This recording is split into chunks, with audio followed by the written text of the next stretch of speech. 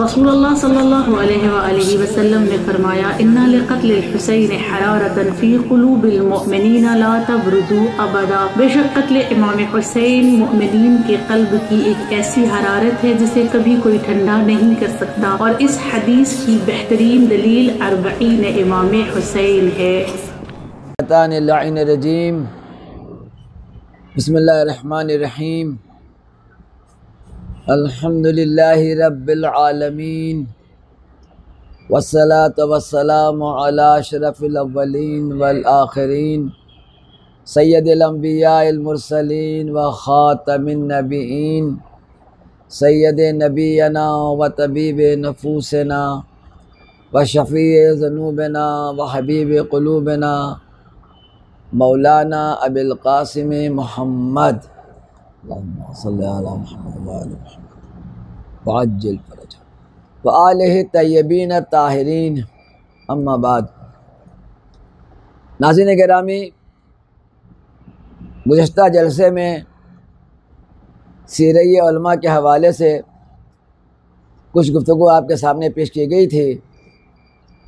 आज ख़िज़ाब के फ़िक़्ह अहकाम के बनिस्बत इस बात को सामने पेश करना है कि ये बात सामने आती है कि रिवायत है कि ख़िज़ाब की मज़म्मत की गई है।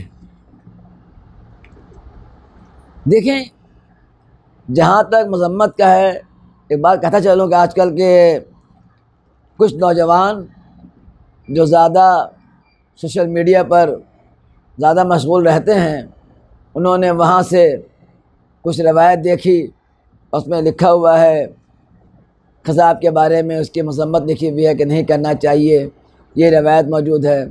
दो एक रवायत को उन्होंने वहाँ से देखा, जमा किया और जमा करने के बाद उसे नशर भी कर देते हैं, उसे फैला देते हैं कि देखिए ये नबी की हदीस है या मौला की हदीस है, इमाम ने कहा इसकी मज़म्मत की गई है। और यहाँ जो है तो उलमाए कराम और मुज्तहिदीन कराम जो है वो ये कहते हैं कि ख़िज़ाब करना मुस्तहब है। ये देखिए हदीस रसूल है, हदीस इमाम है, हदीस मासूम है, उन्होंने मज़म्मत की है। इस तरह एक किस्म का ये एक फ़ितना है, ये एक किस्म का फ़ितना है जिसे रोकना हमारी और आपकी ज़िम्मेदारी है कि वो एक रवायत को देख कर या कहीं किसी किताब में पढ़ कर या यूट्यूब में किसी और जगह पर देख कर उसी को फैलाना, नशर करना और उसके बाद आलिम के ख़िलाफ़, किसी मुफ्ती के ख़िलाफ़ बातें करना कि ये लोग मुस्तहब कहते हैं, ये देखिए हदीस के साफ साफ ख़िलाफ़ जा रहे हैं। ये रवायत को पढ़ने से काम सिर्फ काफ़ी नहीं है, बल्कि तारीख़ से वाक़फ़ियत भी ज़रूरी है कि यहाँ बेशक हदीस से फ़र्ज़ कैसी मिसाल पर जो हदीस है कि उसमें ख़िज़ाब की मज़म्मत की गई है और इधर तमाम मुज्तहिदीन कराम कहते हैं ख़िज़ाब करना मुस्तहब है, फ़ायदे बताए गए हैं। तो ये क्यों है? ये जो है हर हदीस का एक बैकग्राउंड होता है। इस बैकग्राउंड को समझने के लिए वहाँ तक के तालीम होना चाहिए। एक मुज्तहिद, एक जामिअ शरायत, एक आलिम दीन वो उस हद तक का मुतालिया करता है जो इज्तिहाद है, अपनी मंजिल है। ऐसा नहीं है कि बस दो रवायत को देखा और फतवा दे दिया। लेकिन हमारे बाद नौजवान उस एक रवायत को देखकर उसे नशर करते हैं और आवाम में एक किस्म का फितना और फसाद फैला रहे हैं। इससे हम आपको इस बात से सही होना चाहिए कि इसे रोकें कि बहरहाल हमारा इल्म और वो मुज्तहिद का इल्म जो है बराबर नहीं है। वो जो फतवा दिया है वो कुछ सोच समझ कर दिया है। बहरहाल हमारा मौजू ये था कि ये जो इस किस्म की रवायत जो होती है इसका एक बैकग्राउंड होता है। हमें बैकग्राउंड इल्म नहीं होता है, उस हदीस को लेकर हम बात आगे बढ़ाते हैं। मैं इसी ख़िज़ाब के हवाले से बात कर रहा हूँ कि ख़िज़ाब के बारे में हाँ बेशक हदीस मौजूद है, ख़िज़ाब की मज़म्मत की गई है। लेकिन क्या हमें पता है कि ख़िज़ाब की मज़म्मत नबी ने की या किसी मौला ने की तो कब की गई थी, किस मौके पर की गई थी? हाज़िर मजलिस, वो एक ख़ास मौका था जिस मौके पर ख़िज़ाब करने के लिए मज़म्मत की गई थी।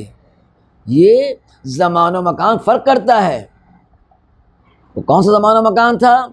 जिस वक्त पैगम्बर सलाम की शहादत हुई थी उसके बाद ये कहा गया था हाँ कि ख़िज़ाब न करें, इस वक्त ख़िज़ाब न करें। ख़िज़ाब की मज़म्मत की गई थी क्योंकि अय्याम गम है, अय्याम सोग है। پیغمبر شہید ہو گئے ہیں، پیغمبر کی وفات ہوئی ہے، شہادت پیغمبر ہے، لہذا ایسے موقع پر ہم خطاب نہ کریں۔ وہ ایک زمانے مخصوص اور مکان مخصوص کے لیے حساب سے ہے، نہ کہ ہمیشہ کے لیے۔ اب چونکہ وجہ سے ہم عرض کیا کہ چونکہ بیک گراؤنڈ ہمارے معلوم نہیں ہوتا ہے بعض نوجوان کو، اس کی مثال جس کو اکثر جگہ دیکھیں گے آپ، اس قسم کی باتیں آنے کے بعد خود آپس میں ایک قسم کا ایک فتنہ و فساد سامنے چلا آ رہا ہے، کیونکہ وہاں تک ان کی رسائی نہیں ہوتی ہے، اس علم تک پہنچ نہیں ہوتی ہے، اس قسم کی باتیں سامنے آتی ہیں۔ لہٰذا ہمارے نوجوان کو گزارش ہے اس قسم کی بات کو پہلے سمجھیں، غور کریں، اس کے بعد بات کو آگے بڑھا نشر کریں۔ وہ صرف ایک بات نشر کر دیا کہ ہمیں یہ دیکھنا نہیں ہے کہ نشر کرنے کے بعد اثر کیا ہو رہا ہے، ہم یہ دیکھتے ہیں کہ ہمیں لائک کتنا مل رہا ہے، زیادہ ہمیں لائک ملے گا ہمارا فائدہ ہوگا، لیکن حقیقت تو یہ ہے کہ جسے وہ فائدہ سمجھ رہے ہیں خود ان کے لیے بھی نقصان ہے، عوام کے لیے، معاشرے کے لیے آئندہ چل کر نقصان دہ ثابت ہوتا ہے۔ بہرحال مقصد یہ تھا کہ جو خضاب کی جو مذمت کی گئی ہے وہ وقت تھا وفات پیغمبر کا، ورنہ اس کے علاوہ حدیثیں بھری پڑی ہیں خضاب کے مستحب کے بارے میں۔ دوسرا موضوع حالت خضاب میں، جس وقت انسان مرد و زن خضاب کیے ہوئے ہیں اور اس کے دھونے سے پہلے اگر وہ ازدواجی معاملات انجام دیتے ہیں تو اس بات کا احتمال پایا جاتا ہے کہ جو بچہ پیدا ہو وہ بچہ مخنث پیدا ہوگا، نہ مذکر نہ مؤنث بلکہ مخنث۔ مخنث سے مراد جسے ہماری زبان میں ہجڑا کہتے ہیں، اس بات کا احتمال ہے کہ ازدواجی معاملات انجام دینے کی بنا پر احتمال یہ ہے کہ جو اولاد ہو وہ اولاد مخنث ہو، نہ وہ مرد میں شامل ہو نہ عورت میں شامل ہو، اس قسم کا سبب ہے۔ یا کوئی اس میں نقائص ہوں گے، جنسی اعتبار سے اس کے پیدائش کے بعد اس کے بدن میں کوئی نقص ملے گا، اس قسم کی حدیثیں موجود ہیں۔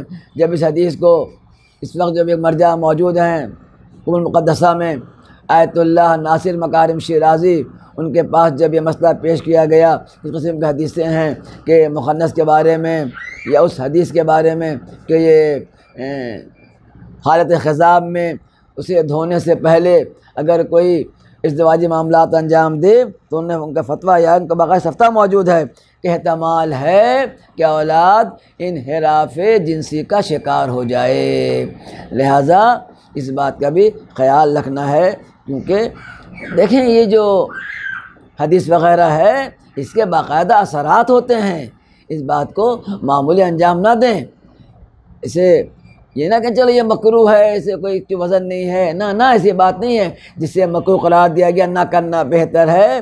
ہمیں اس بات کی کوشش کریں کہ اسے انجام نہ دیں، جبکہ اس صورت میں حرام نہیں ہے لیکن منع کیا گیا ہے کہ ایسی حالت میں اس کا احتمال یہ ہوتا ہے کہ بچہ جو پیدا ہوئے انحراف جنسی کی وجہ پیدا ہو، ولو بعض روایت ضعیف ہوتی ہے۔